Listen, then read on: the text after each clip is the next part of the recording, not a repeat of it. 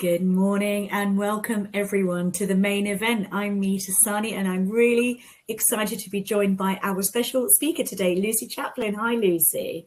Hi, Mita. It's lovely to be here with you.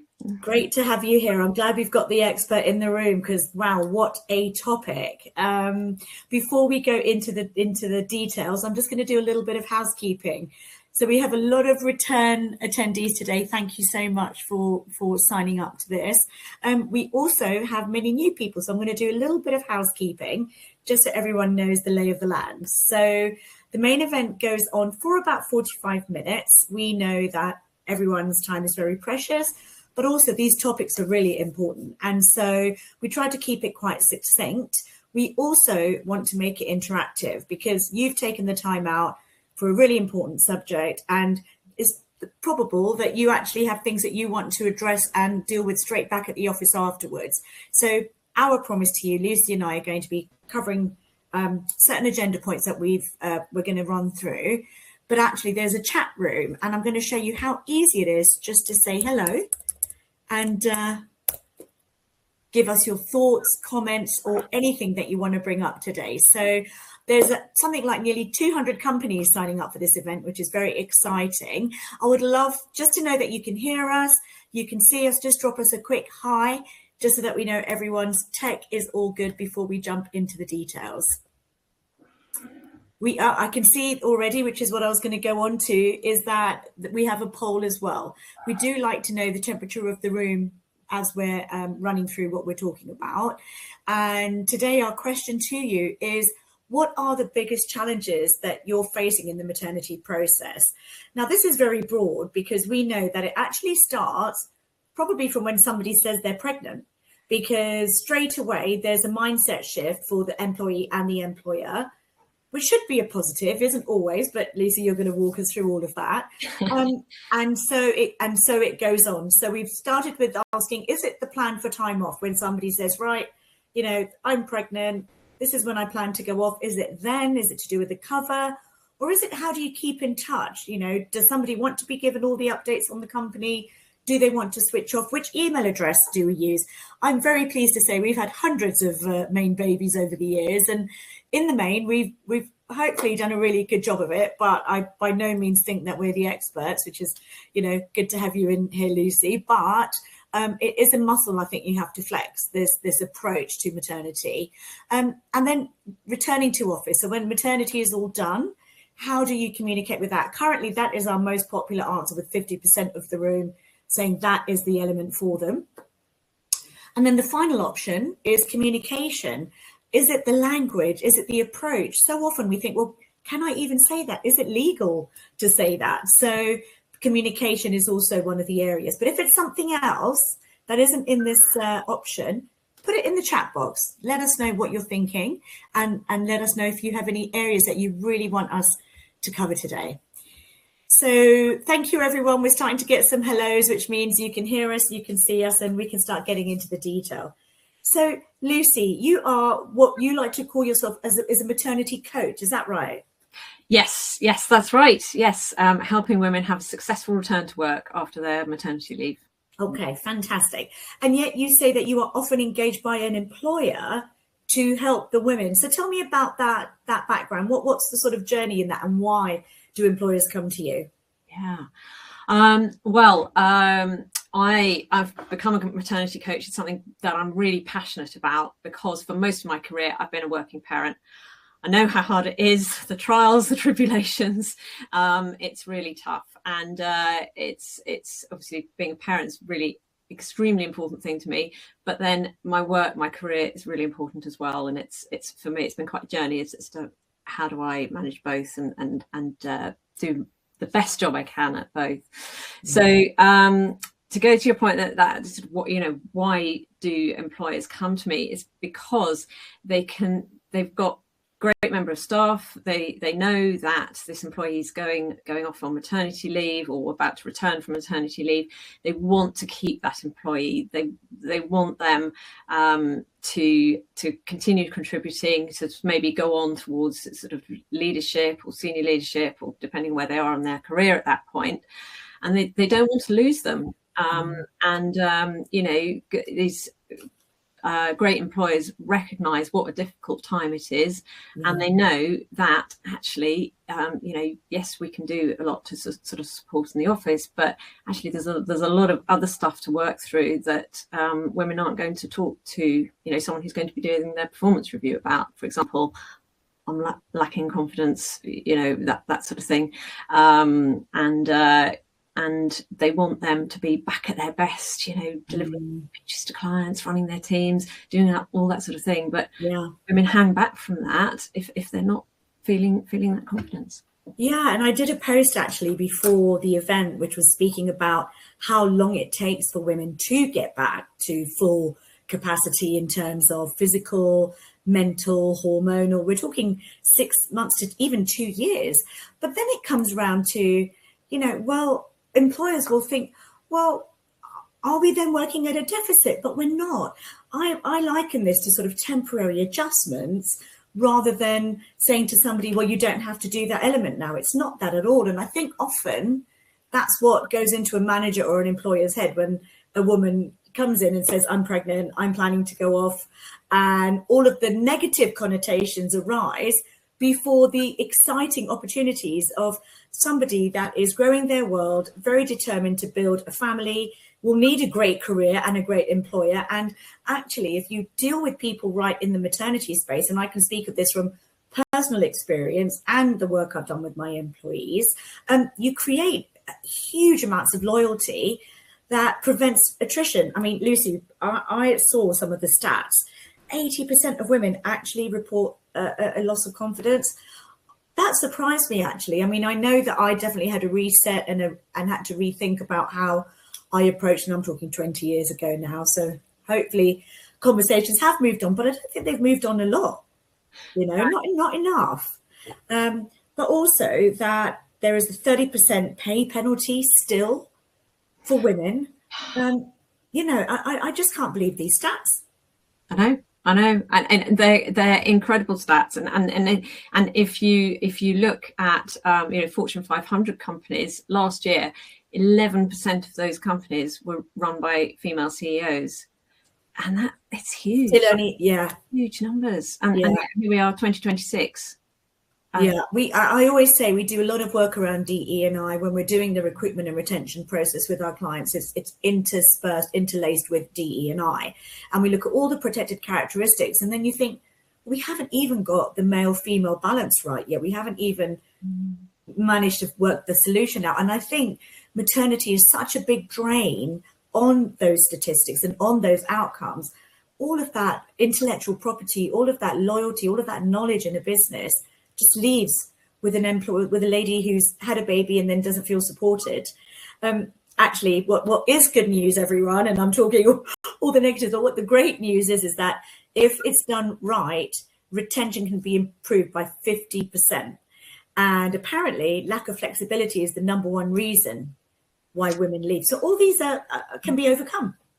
They absolutely can be overcome through the great conversations you have with your employee and working things out together and putting the right support in place. They absolutely can be worked through. And then you have got women who are going to go above and beyond to do the absolute best for you, because they know, and I did this myself, and I know this from the women I work with. If your employer is supporting you through difficult times, you'll go above and beyond, and you'll work hugely efficiently, you'll champion your company, and you'll want to stay with them and do a great job with them in the future.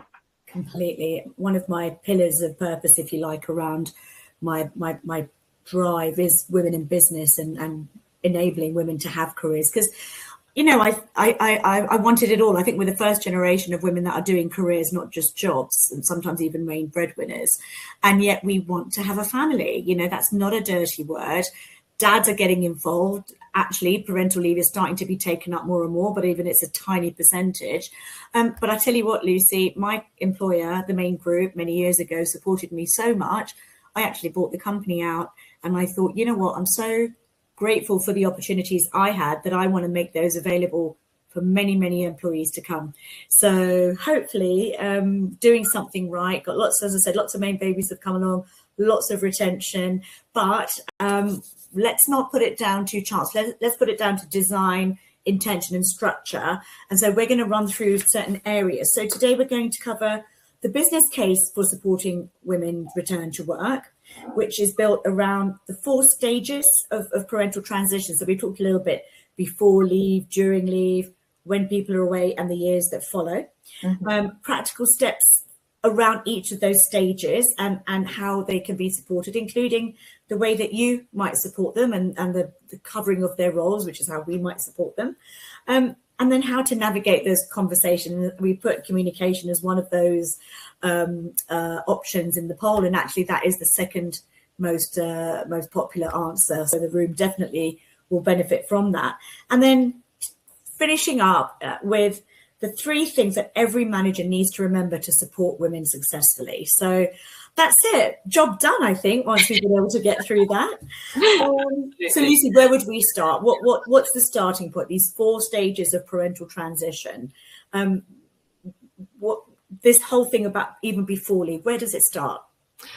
Well, it starts from that sort of first conversation you have with someone when they come to you and say, you know, great news, I'm pregnant, but now we've got to kind of think about what's happening with my job. Yeah. So that's that very first stage, and you know, they might announce that at 3 months or before or after that. It's you know, varies for every woman, and then they'll probably be there sort of preparing for maternity leave for the next sort of 5 or so months. So that can be quite a long stage, and it can be for the woman, there can be a lot of anxiety because, and they, you know, handing over their job, which has kind of, you know, been sort of baby in a way, thinking about maternity leave and so on. So you've got that preparation stage, and then the maternity leave itself, obviously. And then the third stage, that transition back to work, that return, which can be quite a difficult time for women, just getting used to having a new little person at home, wanting to be great back in their role as well, wanting to show that, hey, nothing's changed, I'm the same me, you know, almost, and yet everything has changed, and being the same me is not as easy as it was before. No, absolutely. And then life has changed so much. And then the fourth one is, I kind of call it the sort of evolve stage, that next 2-3 years where the baby or babies, if you had twins or triplets. I did. Same here as twins. Well, you know, they're at the nursery stage, but then things change a lot when they then go to school too, and it's navigating the years where children are very small. I think it's an exhausting stage because you know, if they're up at night, you're going to be up with them.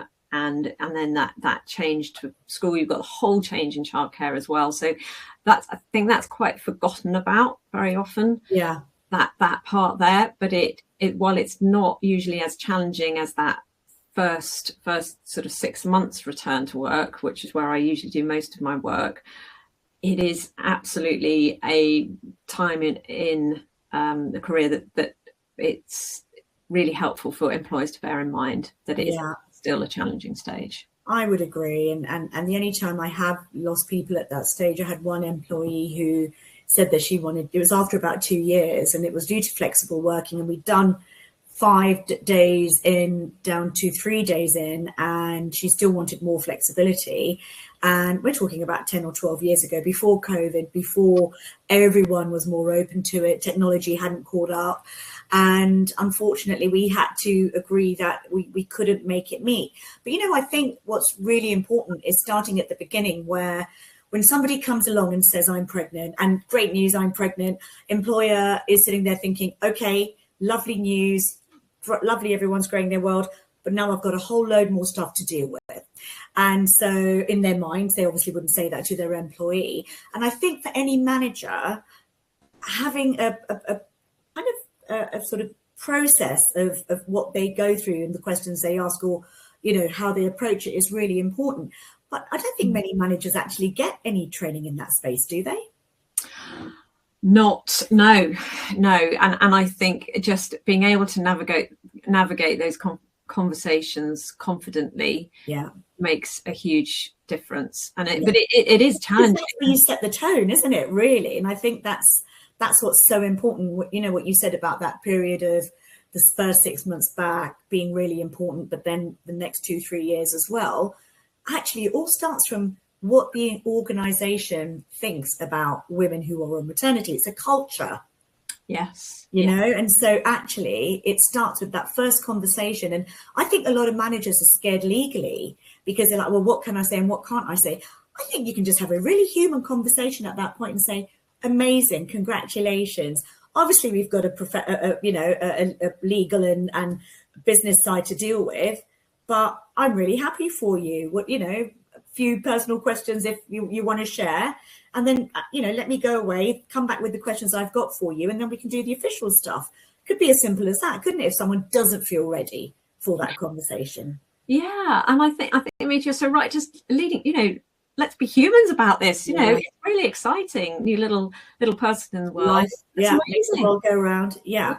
And then you can sort of deal with all the logistics and so on. But if you've got someone saying to you, "That's fantastic. I'm really pleased for you," then you feel that you know, it just builds that trust, doesn't it, with your manager. And it sets the tone for whether you're going to get an employee that wants to come and share wins and challenges, because they're absolutely working usually at full pelt right to the end because they want to take their holiday during maternity leave. So they're trying to go as far as close to the due date, and they've got the appointments, and they might have some physical challenges. So what can employers do in that period? I know it's not the leave period, but again, it is setting the tone. How can employers approach that will then help the rest of it go smoothly and positively? Yeah, I think there's sort of 5 key areas you need to think about there.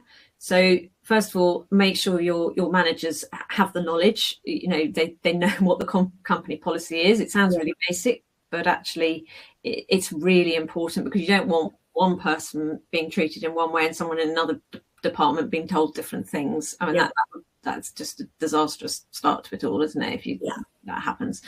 So make sure people have got the right knowledge and that they can share it with the employee as well. And then lots of conversations all the way through. Keep those conversations, that communication, so important. And so what are the things you need to talk about in the conversations? Well, so you can start having that conversation around maternity leave. Sort of, what are they thinking? How long do they want to go on working? How long might they want to have off? And okay, those things may well change, but just starting those conversations is really important. And there's no legal requirement for an employer to wait until a certain date or start at a certain time. It's very fluid, isn't it? That period. Yes, absolutely. So it's that finding that the right times for those conversations. And I would say on that, the other side of, you know, covering the role, start talking really early about, right, do we have the skills within the organization to take on your period of leave, depending on how long that person wants to leave? If not, let's start either upskilling, training, or hiring in on a contract basis somebody that will be able to cover that role. And I think it's really nice if the employee can be involved in that process. It makes them feel collaborative rather than sidelined. Again, a real message from the employer of you're part of our future or not. You know, I think that's really important as well for employers to consider. Yes, absolutely. And I think it helps to take away some of the anxiety of what's going to happen to my job.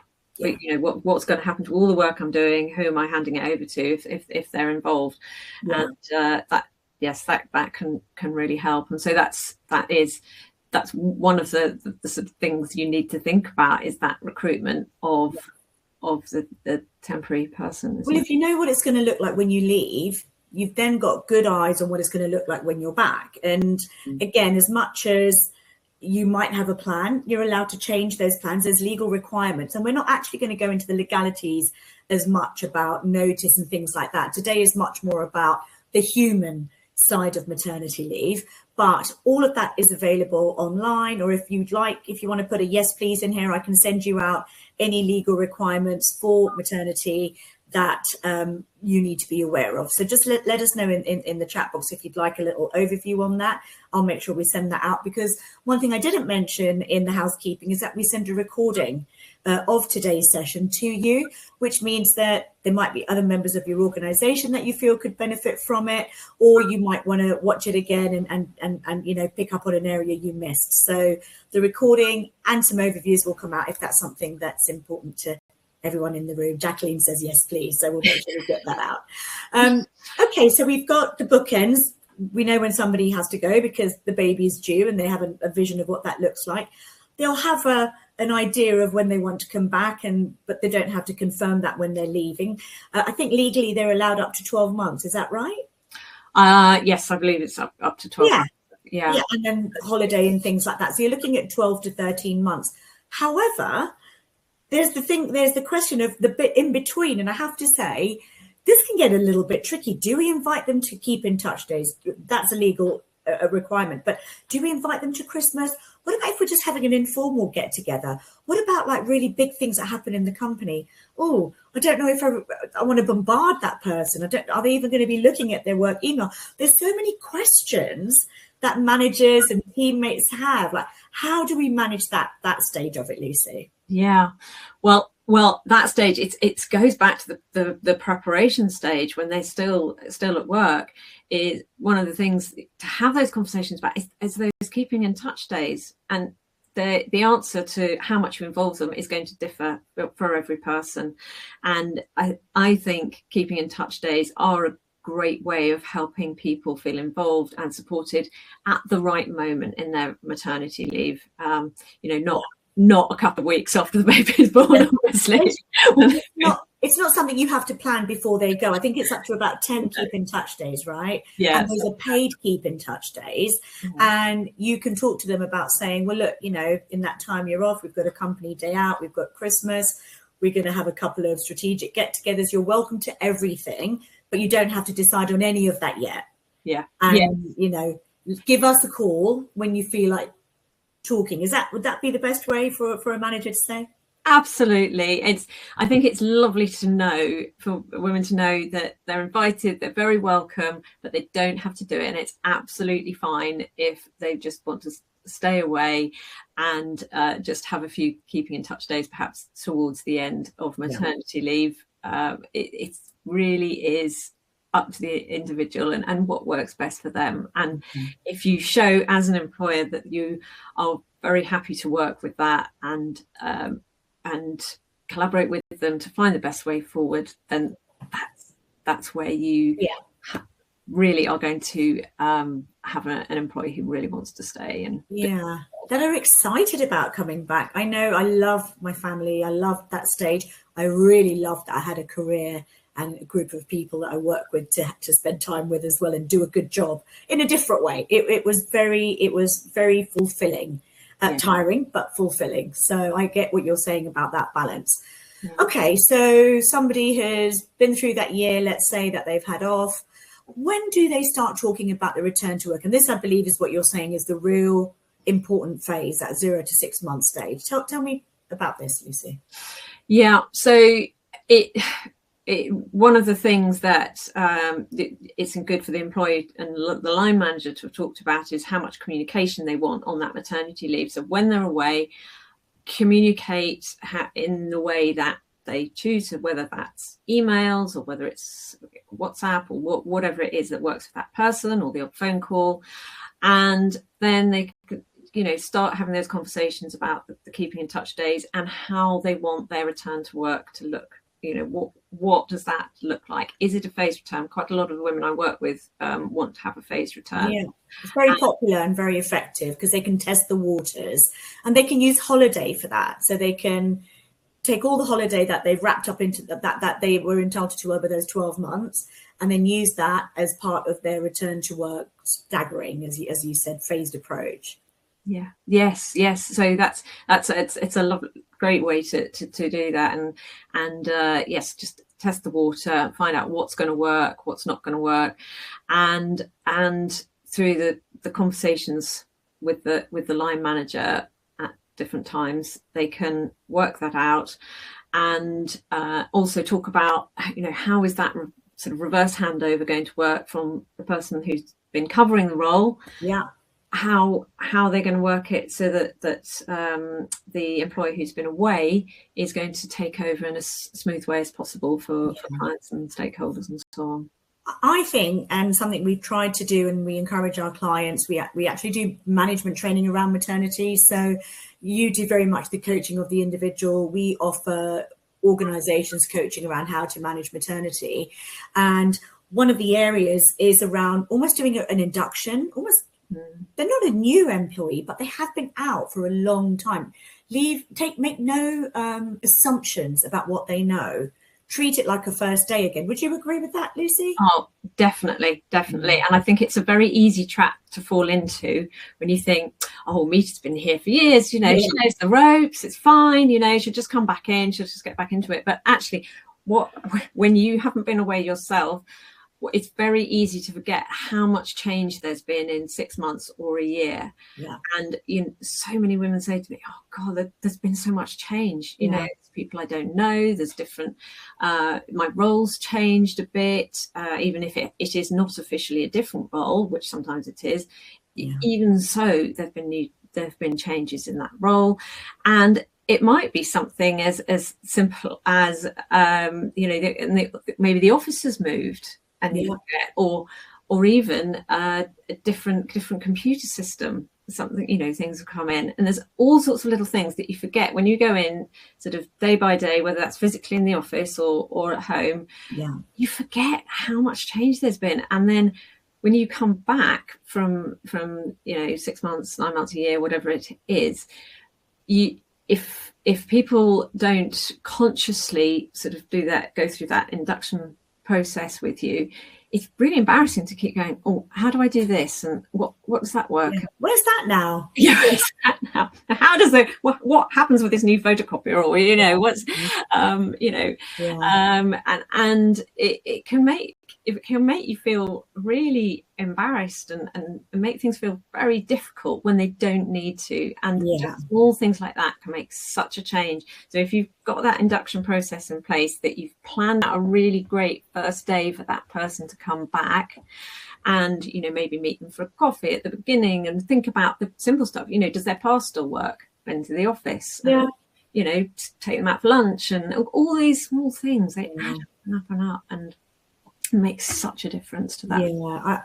I think I always say, in my many years, 20 plus years of people in business and people in organizations, that it all comes down to communication and that trust and confidence. And usually we miss opportunities to build the trust and confidence because we make assumptions about what people know, what people think. Let's just ask, let's just go all in to start with. And check in, give them, twice a week check-ins when they're first back, slow it down to once a week, once a month, whatever your norm is over time, but do some check-ins, maybe give them a buddy, maybe another person that's just come back from maternity or 6 to 12 months before, and just give them a bit of a buddy system to say, well, how do I deal with this? Like, this is how I'm feeling even, Yes, absolutely. And I think it's a really great point about those check-ins, having more regular check-ins. It really is. And because all sorts of little things might come up there. It's just giving people a chance to say, actually, I'm not quite sure about this, can I just run this by you? And often things can be sorted out just so quickly. And so how do you support that journey? You spoke about the 0 to 6 months and then those few years after. At what stage do you get involved with the company and the mums, and how does that work? Well, sometimes it's before. It's actually really nice to have at least one session with people before they go off on maternity leave to help them have a smooth handover, to the person that's taking over from them, and to help them feel more relaxed about their maternity leave. But the bulk of the work I do is on that return, and it's usually support for about 6 months on that return. So a session either just before they go back or when they go back, and then I meet with them regularly about once a month for about an hour at a time. And it's a space for women to work through the things that is extremely difficult to talk to your line manager about. And what kind of things might that be? So it's often a lack of confidence is a big theme, and I think, you know, I remember it myself both times, thinking, oh my goodness, you know, I don't know how to do this anymore. I'm not sure I can do this anymore. I'm not going to volunteer to do this new project or take on that role because I don't think I can do it. And I'm looking back, yes, I absolutely could have done it, but I didn't put my hand up for it because I didn't think I could. And you know, women talk all the time about that. You know, I used to be able to do this. I'm not sure I can now. I really need to speak up more in meetings, but I think I'm wrong. And they're not putting themselves forward for new roles and so on because of that lack of confidence. So confidence is a huge one. Which they having an external somebody who's external to the company to talk about it, because it's all a confidential space, and they work it through in that coaching space, and we work on it so they feel much more confident. Do it again, and then they go, oh, Lucy, I'm really excited about this. Actually, I want to go and do this project. I want to apply for that promotion, and you know, I can manage everything as well. So the confidence is a big one. That just in itself is really important, because a manager may not even notice, or may put it down to that the person's changed because they've just come back from maternity, and not push and not challenge. So then there becomes a chasm, and when that isn't closed, that's when people disengage and leave, or you know, communication breaks down and the role, you know, it's not tenable anymore. So that's, and confidence is such a big factor. That's amazing. It is, and like you say, you might not know it's confidence. You might just think, oh, that person needs to rush off for whatever reason, or that they're not very engaged anymore. Actually, they really want to do a great job, but they think they can't. And then also feelings of guilt as well. That's I'm feeling guilty because baby's at home, I'm not with them, and then when I'm at home with baby, I'm feeling guilty because I'm not doing XYZ work-wise, and that all round, isn't it, really? It's just you know, complicated stuff. And then coping with change as well. How do I cope with all the change in my life, and all the change at work? You know, I'm leading a team, and I've got a couple of new team members, but actually I think they're probably more loyal to the person who was covering me. Now I've got to build those relationships, and how do I do that? So that's a sort of flavour of the key things, the key themes that come up again and again, and that really need addressing and working through, because, as you say, you know, otherwise people can just really withdraw and end up leaving, and that's a shame, when actually they've got great talents, so much to give.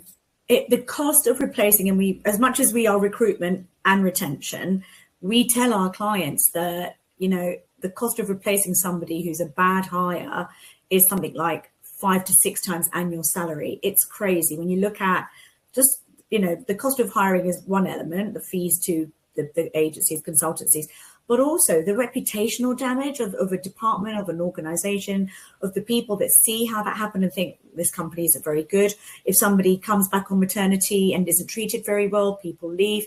You know, the ongoing impact of bad retention strategies is wasteful, because every employer can plug that hole and work positively towards retaining. And obviously we're talking about maternity today, but it comes back to that culture of, you know, our people, we value our people and we want to work with them. And it isn't a one size fits all. When I did my post about this online, I said, actually, different employees, we have a statutory maternity, but then we have different maternity policies that depend on the role and the requirement of the role, and we kind of discuss what works for them and what works for the business.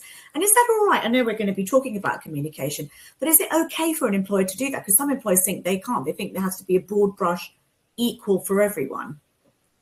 Well, I think it really depends on the case. I mean, I'm not a lawyer, so I'm not going into the legally. You have to make the same minimal requirement for everyone.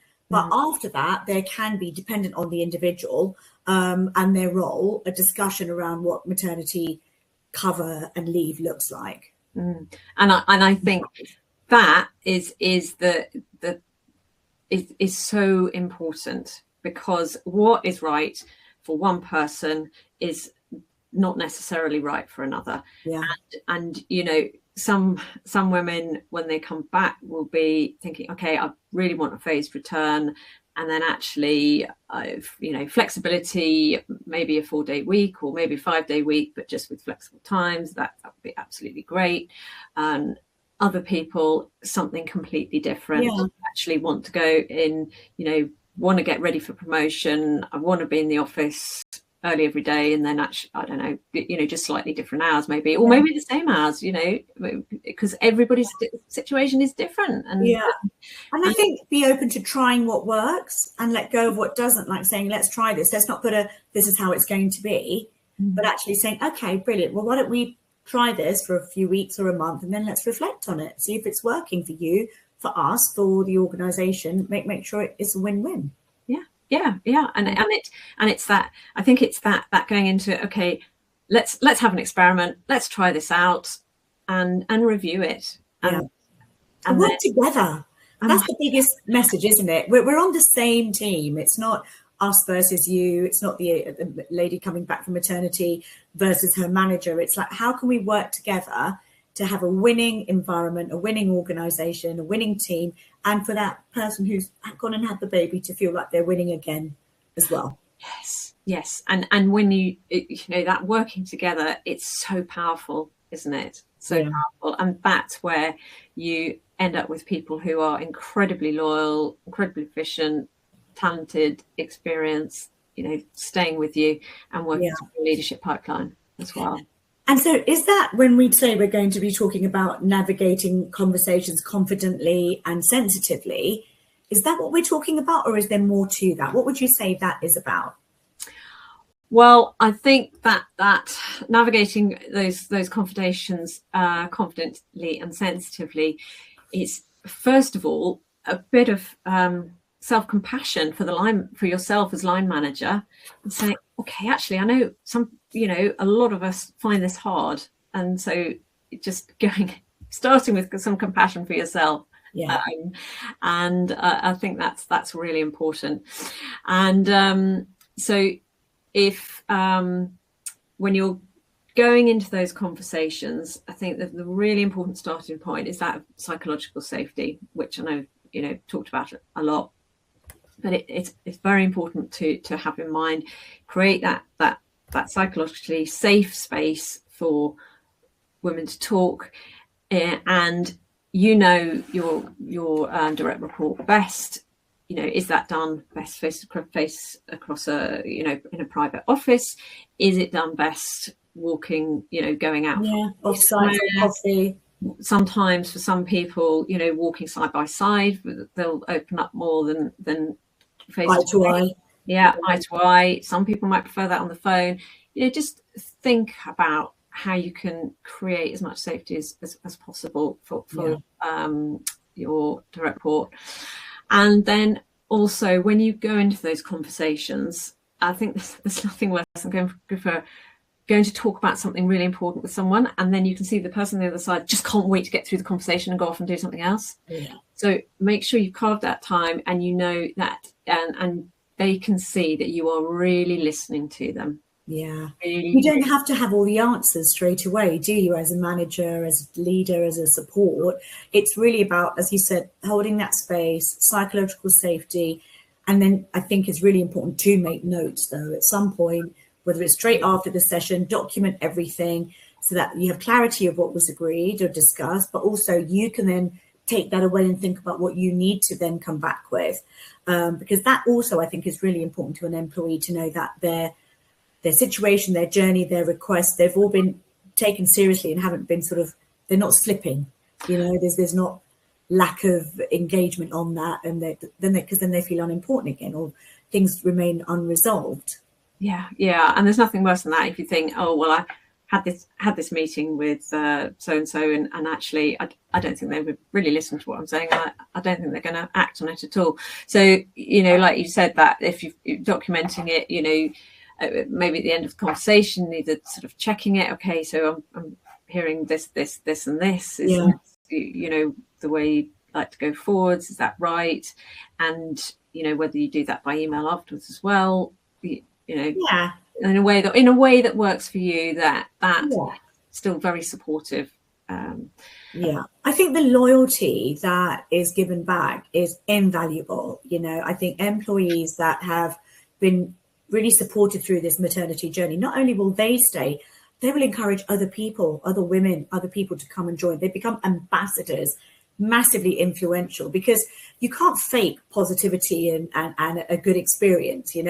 People see you light up, and so I think if employers, I always say, we don't flick a switch here. If you've come in and you're thinking, oh, we do that well, but we maybe don't do that well, it's okay. We're all on that journey of where we are and where we want to be. Let's just move the needle along a little bit. That's all. Let's just think, what are the small, don't require more cost necessarily, but what are the small changes we can make? And mindfulness, positive language, collaboration, just that approach again is really going to just make such a difference. Yeah, it does. If you go into those conversations with the right mindset and that feeling of you've got time and space for the person, and then that you'll take action in any way needed for reasonable requests, obviously. But and sometimes it's the really small changes that can make a big difference as well when coming out of those conversations. It doesn't have to be, as you say, huge things. It might be really. What would that be? What sort of small changes do you, as example? So for example, just if perhaps someone's putting together slides or data or something for a monthly budget report, and maybe that person used to get all the information in at 5 o'clock the day before, and that used to work for them because they always used to work late that day.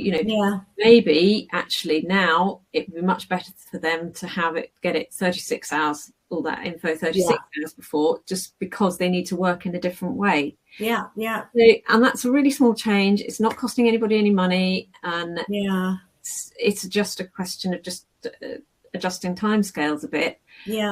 And yet it can make all the difference in the world to somebody who won't be up sort of burning the midnight oil, but actually can get it done a bit earlier. So really small thing. Just be mindful of all the ways. And I think for people that are going through maternity return to work challenges don't be afraid to say, hey, can we have a chat about this? This would really help me be better in this position. I've just seen the time. We are at 12:45, but we did start a minute late. And what I'd love to do in the last minute, if everyone's okay, staying on, is just talking about the 3 key things that every manager needs to know to remember to support women successfully. Sure. Well, 3 key things, the 3 C's. Okay. So curiosity. First of all, don't make assumptions. Don't assume that somebody doesn't want promotion, for example. They may really want, I've definitely worked with women who really want promotion soon after they come back from maternity leave. So just leading with that open, genuine curiosity into those conversations and so on. Secondly, that creating safe space for conversations, as we've talked about before, so important. And then finally, that collaboration, working together to create the right maternity leave experience for your employees makes such a difference. That having that informal support, that more formal structured support as well, will make all the difference in the world, and you will have an amazing, fantastic talented and diverse workforce. Well, that is the dream, and it's not just a dream, it's attainable and achievable. So that's our wrap up for the day. Lucy, thank you so much. We covered a lot in that time. What I will say, we did. What I will say to everyone in the room, or if you're watching this in the recording afterwards, is Lucy and I aren't just here to do this in this session. This is what we do. We're very passionate about what we're talking about today, but you know, that whole employee experience. And what we say to you is, if you've got questions or you want to talk offline, reach out to us. You'll get our contact details with the recording. We've got some training opportunities that we'll send out to you as well. And of course, we'll send you the legal overview of maternity policies as well, so that you've got a little bit of a crib sheet that you can relate to. And other than that, now I'm just going to show you the poll results. So in the end, the return to the office element was 58% of the room. 21% was communication, 15% was the plan for time off, and only 3% was the keep in touch. So I think we probably did quite a good job of covering all of that in the session. We hope everyone enjoyed today's webinar. We hope you have been able to take something away that you can apply straight away. And if there is anything else, we really look forward to hearing from you to make your world more successful and happy for the employer, but most importantly, the employees that bring the world to life. And last thing, Lucy, thank you so much for your time, your expertise, and for sharing your knowledge today. Oh, my pleasure, Mita. It's been lovely to be here with you all. And yeah, really, what a rich conversation. I've really enjoyed it. So thank you so much. Pleasure. Thank you, Lucy. Thank you, everyone. I'm going to say bye for now. Take care.